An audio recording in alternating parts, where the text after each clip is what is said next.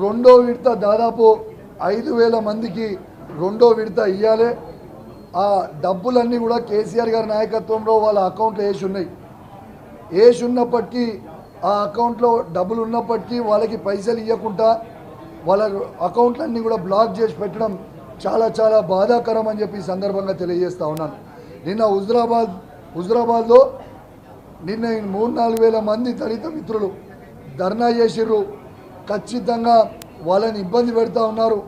నేను ఒక్కటే అడుగుతా ఉన్నాను, ఈ ప్రభుత్వానికి వీళ్ళ మేనిఫెస్టోలో కేసీఆర్ గారు దళిత బంధు 10 లక్షల రూపాయలు ఇస్తారు కదా, మేము 12 లక్షలు ఇస్తామని చెప్పారు.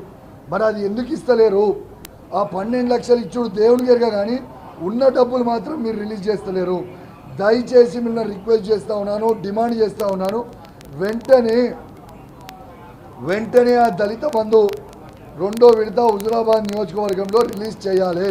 మీరు రిలీజ్ చేయకపోతే మాత్రం మీరు తీవ్రమైన పరిణామాలు ఎదుర్కొనే పరిస్థితి వస్తుంది. నేను ఖచ్చితంగా ఈ దళిత బంధు గురించి అసెంబ్లీలో మాట్లాడదాము, మైక్ ఇవ్వండి అని అంటే వీళ్ళు మైక్ ఇచ్చే పరిస్థితి లేదు. అందుకే ఇవాళ వరకు చూసినా మైక్ ఇస్తేనేమో మైక్ ఇస్తలేరు. కాబట్టి ఇవాళ మీడియా పాయింట్లోనే వచ్చి మాట్లాడిపోతున్నా. దయచేసి వెంటనే మా దళిత బంధు ఉన్న రెండో విడతని హుజురాబాద్ నియోజకవర్గంతో పాటు యావత్ తెలంగాణలో ఉన్న ప్రతి దళితునికి ఎవరికైతే ఇచ్చినామో ఆ కుటుంబాలకి అందరికీ కూడా వెంటనే విడుదల చేయాలి డబ్బులు అని నేను డిమాండ్ చేస్తూ ఉన్నాను. అదేవిధంగా మొన్న హుజురాబాద్ నియోజకవర్గంలో ఒక 15-20 రోజుల క్రితం మేజర్ ఫ్రూట్ షాప్ హుజురాబాద్ టౌన్లో మేజర్ ఫైర్ యాక్సిడెంట్ హుజురాబాద్లో అయింది. ఆ మేజర్ ఫైర్ యాక్సిడెంట్ అయితే కనీసము దాదాపు ఒక్కొక్కరు పాపము 1,50,000 నుంచి 2 లక్షల రూపాయల స్టాక్ తీసుకొని వస్తే తెల్లారి ఏకాదశి ఉండే షార్ట్ సర్క్యూట్ అయ్యి ఫైర్ యాక్సిడెంట్ అయింది. ఇవాళ దాకా కూడా ప్రభుత్వం దాని మీద స్పందించలేదు. ఒక బాధ్యత కలిగే ఎమ్మెల్యేగా నా జీతం నుంచి 4,10,000 రూపాయలు వాళ్ళకి నేను డైరెక్ట్గా ఒక్కొక్కరికి 10,000 రూపాయల లెక్క ఇచ్చిన, 1,00,000 రూపాయలు పెట్టి షెడ్లు వేయించిన. కానీ నేను అడిగే రిక్వెస్ట్ ఏంది ప్రభుత్వాన్ని అంటే, నేను డిమాండ్ చేస్తూ ఉన్నాను, దయచేసి ఒక్కొక్క షాప్ వాళ్ళు కనీసం 1,00,000 రూపాయల కాంపన్సేషన్ మనం వాళ్ళకి ఇవ్వాలని నేను డిమాండ్ చేస్తూ ఉన్నాను. ఎందుకంటే వాళ్ళందరూ కూడా పాపం చిరు వ్యాపారాలు చేసుకునే వ్యక్తులు, దయచేసి వాళ్ళకి ఆదుకోవాలి వాళ్ళని నేను ఈ ప్రభుత్వాన్ని డిమాండ్ చేస్తూ ఉన్నాను. ఇంకా అన్నిటికంటే ఇంపార్టెంట్ పాయింట్ కూడా ఒకటి, నా హుజురాబాద్ నియోజకవర్గంలో ప్రెస్ మిత్రులకి నేను ప్లాట్స్ ఇవ్వడం జరిగింది.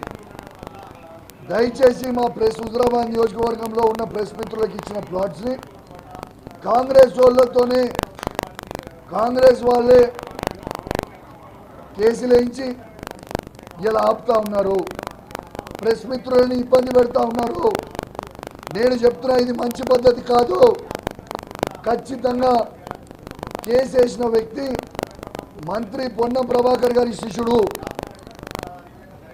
పొన్నం ప్రభాకర్ గారు, మీకు నా మీద కోపం ఉంటే నా మీద తీసుకోండి, కానీ మీరు మీ శిష్యులతోని కేసు వేయించి ప్రెస్ మిత్రులను ఇబ్బంది పెట్టడం మాత్రం మంచి పద్ధతి కాదు అని చెప్పి నేను మంత్రి గారు కూడా చెప్తా ఉన్నాను.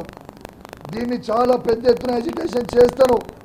మీరు మీ వాళ్ళతోని మర్యాదగా కేసు విత్డ్రా చేసుకొని ఆ ప్రెస్ మిత్రులు పాపం ఒక్కొక్కరు వాళ్ళ జీవితంలో 40 ఏళ్ళు పనిచేసిన సీనియర్లు ఉన్నారు.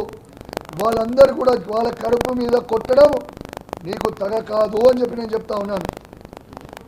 చాలా కష్టపడి కేసీఆర్ గారిని ఒప్పించి ప్రెస్ మిత్రులకి అందరికీ కూడా ఇవాళ హుజురాబాద్లో ఇస్తే ఇట్లా ఇబ్బంది పెట్టడం మాత్రం మంచి పద్ధతి కాదని తెలియజేస్తూ, ఖచ్చితంగా మళ్ళొక్కసారి చెప్తున్నా, ఆ ప్రెస్ మిత్రులందరినీ కూడా ఖచ్చితంగా వెంటనే ఆ ప్లాట్ రిలీజ్ చేయాలని చెప్పి నేను డిమాండ్ చేస్తూ సెలవు తీసుకుంటా ఉన్నాను.